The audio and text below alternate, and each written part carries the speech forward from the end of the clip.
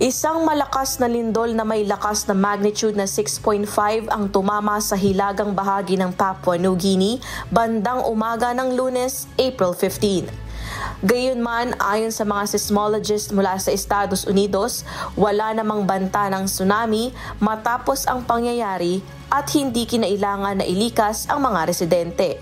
Ang epicenter ng lindol na tumama ng 6:56 ng umaga ay nasa mga 110 na kilometro o 68 milya timog silangan ng Kimby sa isla ng New Britain sa lalim na 64 na kilometro ayon sa United States Geological Survey.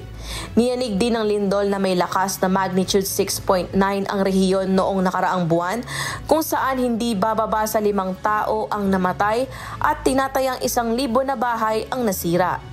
Matatandaang ang Papua New Guinea ay matatagpuan sa Pacific Ring Fire kung saan makikita ang hanay ng mga fault line sa paligid ng karagatang Pasipiko.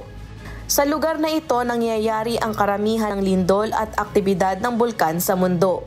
Erica Luzong, humahataw sa balita ngayon.